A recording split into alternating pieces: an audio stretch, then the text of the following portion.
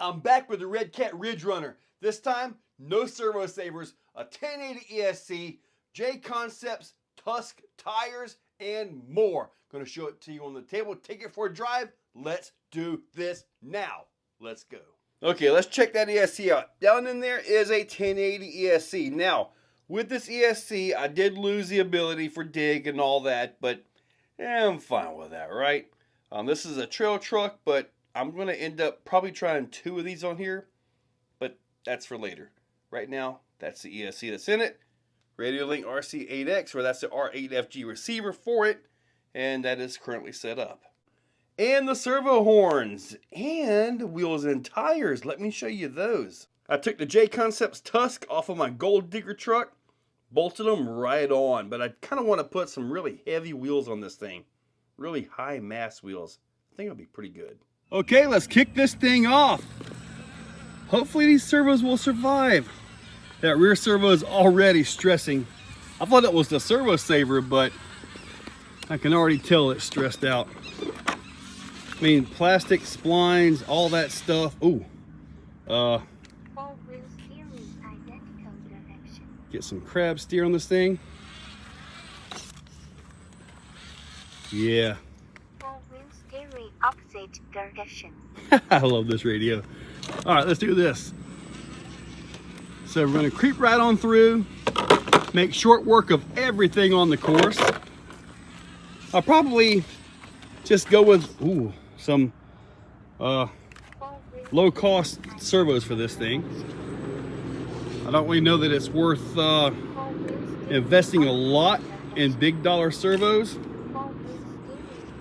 but I know it certainly needs a little bit of something here. Man, I'm definitely losing a lot in the control action and having to really cycle through the 4-wheel steer modes to make it go exactly where I want it to go. But it did it. I mean, it legit did. Let's check the speed on 3S. It's still really mild, isn't it? All right, let's go back to 4-wheel steer.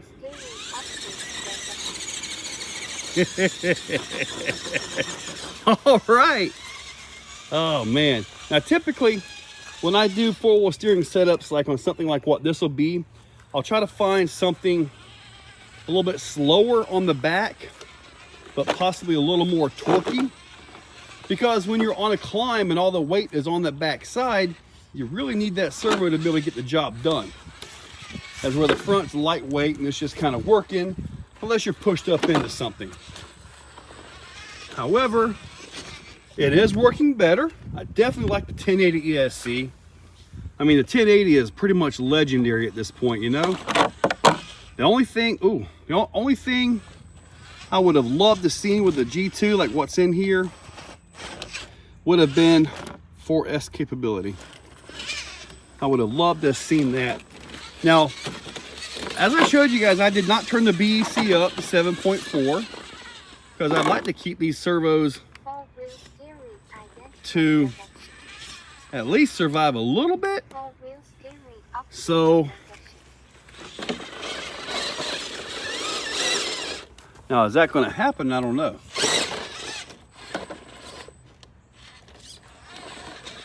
See, now right there, I could have probably used the dig feature, which I lost with this ESC, or at least with having only one ESC in it.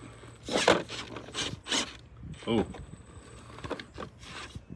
I'm in a bad situation here. Let me see, what do I do?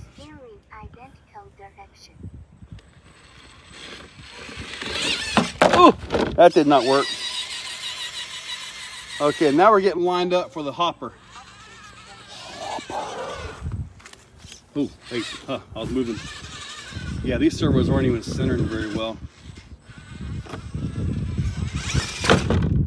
But, I mean, I think for what it is and the price point, I think it's good. Ooh, I wonder something. This thing flips over, I want to try the crab recovery method.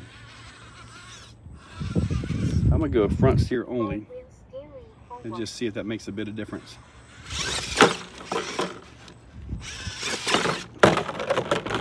Nope. Yeah, it's not going to get copper. Maybe I can get to the far left. There we go. To the far left. Got it. Oh! Ooh! Ooh, I'm modifying the course. Look at that rear end. That was turning even without the servo savers on it. Man! I think we've seen what we need to see out of this one. I need to come up with a set of cheap servos. I'm pretty sure I got some cheap servos sitting around in a bin, something I can throw in. I think I got some HK Hobby servos actually. If I can find those, I'll put those in here. That'll be a huge upgrade. And it's still keeping everything relatively cheap. Now, yes, I realize that, you know, trying to keep things cheap and low cost, and I'm running a $300 transmitter.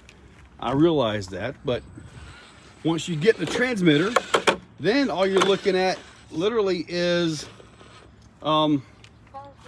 basically a receiver. So it is kind of cheap once you get into it, if that makes any sense.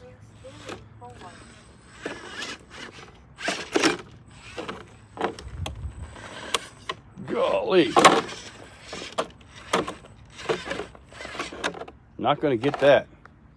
Okay, we're going to finish off the rocks, and I think I'm good now. Got to go in, dig through my servo bin. Probably going to cut the body up on a little bit. Maybe try to get some low-cost performance out of this. I mean, so far the 1080 is perfect. The lack of servo savers helped, but did not actually make it do what I'd hoped. But you know what the best part is? Check this out. The servos are still alive. So if I have a use for these somewhere, I can put them to use. Now let's take the slow road home. What I found out in this particular drive was maybe the servo savers were fine. It was just simply the servos not able to hold the truck. And it's not heavy yet. There's nothing major done to the truck at all, but I gotta find some servos. And I'm pretty sure I got some cheap servos like I mentioned around here. So I'll see what I can do. Find some servos, put in this thing, and take it for another drive. Guys, check that description. Use those links, hit that subscribe, and ring that bell. And I want you all to have a fantastic day. If you're still watching, you are top shelf. You are the cream of the crop, the pick of the litter. You are phenomenal. Thank you for watching to the end of the video. It means a lot to me. Now, down below, there are links for the products you see, also for channel memberships. If you guys want to be a part, channel members get early viewing on pretty much everything that I can. So, guys, check that description. There's a lot of info down there. Thank you all for watching.